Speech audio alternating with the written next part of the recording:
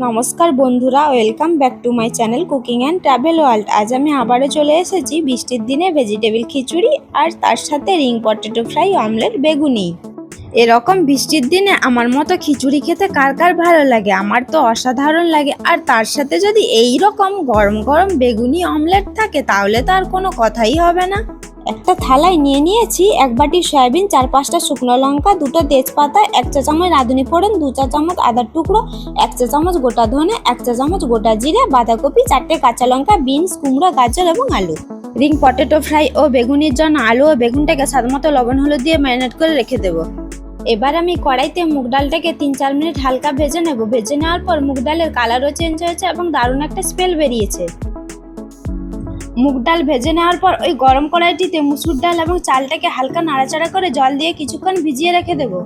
মুগ ডালের খিচুড়ি বানানোর জন্য আমাদের চাল এবং ডালটা সমপরিমাণে নিতে হবে, তাই আমি এখানে 1/2 বাটি মুগ ডাল, 1/2 বাটি মুসুরির ডাল এবং 1 বাটি গোবিন্দভোগ চাল নিয়েছি। আলু ভাজার জন্য কড়াইতে পরিমাণ মতো সাদা তেল দিয়ে আলুগুলো ছেড়ে দেব। তারপর গ্যাসের ফ্লেমটাকে মিডিয়াম টু লোতে রেখে 5 মিনিট ঢাকা দিয়ে এপিট ওপিট উল্টে আলুগুলো ভেজে নেব।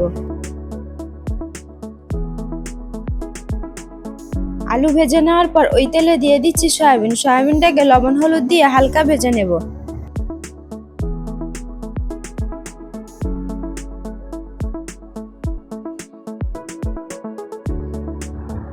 এবার কড়াইতে 1 কাপ মতো সর্ষের তেল দিয়ে দেবো। তেল খুব ভালো মতো গরম হয়ে গেলে ওই তেলে জিরে, শুকনো লঙ্কা, তেজপাতা, গোটা গরম মশলা ফোড়ন দিয়ে দেবো।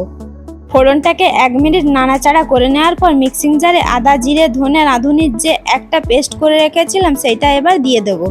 এরপর 1 চা চামচ লবণ, 1 চা চামচ হলুদ গুঁড়ো, 1 চা চামচ লঙ্কা গুঁড়ো দিয়ে মশলাটাকে ভালো করে কষিয়ে নেব। খিচুড়ি এমন একটি পদ যা বর্ষা ঋতুর সঙ্গে সবচেয়ে বেশি মানানসই।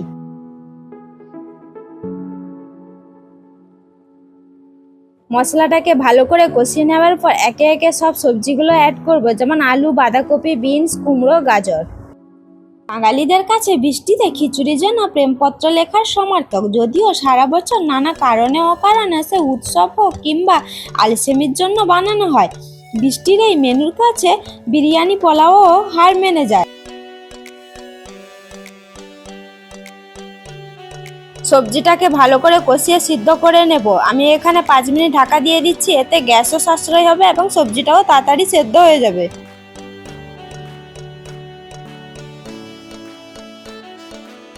সবজিটা আমাদের কষানো হয়ে গেছে, এবার এটাকে নামিয়ে রেখে দেব।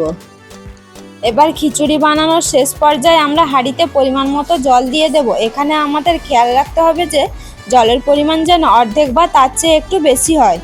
জল গরম হয়ে গেলে চাল আর ডালের মিশ্রণটা দিয়ে দেব। চাল ডাল দেওয়ার কিছুক্ষণ পর 1 চা চামচ হলুদ গুঁড়ো দিয়ে নাড়িয়ে নেব। মাঝে মাঝে আমরা হাতা দিয়ে এভাবে হাঁড়ির তলার দিকটা নাড়িয়ে নেব যাতে হাঁড়ির তলায় লেগে না যায়। এরপর 4-5টা কাঁচা লঙ্কা দিয়ে দেব। কাঁচা লঙ্কা দিলে খিচুড়ির স্বাদ এবং গন্ধ ভালো হয়।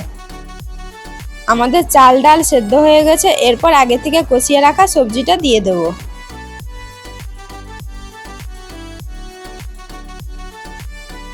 আমি টেস্ট করে দেখলাম জল বেশি হওয়ার কারণে আমাদের পরিমাণ মতো লবণ দিতে হবে।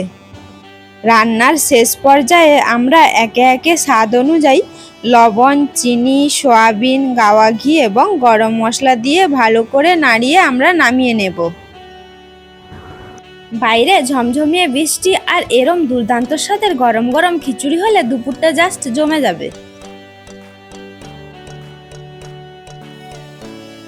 এরপর বেগুনির জন্য একটা ব্যাটার তৈরি করে নেব। তার জন্য একটা পাত্রে নিয়ে নিচ্ছি 2 চা চামচ বেসন, 2 চা চামচ চালের গুঁড়ো, সামান্য কালো জিরে, হলুদ, লঙ্কা গুঁড়ো আর স্বাদ মতো লবণ।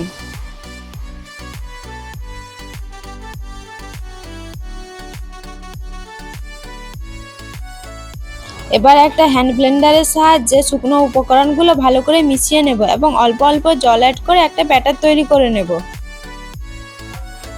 বেগুনি ভাজার জন্য কড়াইতে দিয়ে দিচ্ছি সাদা তেল। তেল গরম হয়ে গেলে অল্প একটু গরম তেল নিয়ে ব্যাটারের মধ্যে দিয়ে দেব যাতে বেগুনিগুলো মুচমুচে হয়। এরপর লবণ হলুদ মাখানো বেগুনগুলো ব্যাটারের মধ্যে ভালো করে ডুবিয়ে নিয়ে তেলের মধ্যে একে একে ছেড়ে দেব। গ্যাসের ফ্লেমটাকে মিডিয়ামে রেখে বেগুনিগুলো ভেজে নেব। এবার ডিমের অমলেটগুলো একে একে ভেজে তুলে নিলেই আমাদের রান্না শেষ। তারপর গরম গরম পরিবেশন করব। আজকের এই ভেজ খিচুড়ি রেসিপিটি আপনারা বাড়িতে বানিয়ে খেয়ে কমেন্ট করে জানাবেন আপনাদের কেমন লাগলো। আমরা এরকম আরও অনেক নতুন নতুন রেসিপির সম্ভার নিয়ে আপনাদের কাছে পৌঁছে যেতে চাই।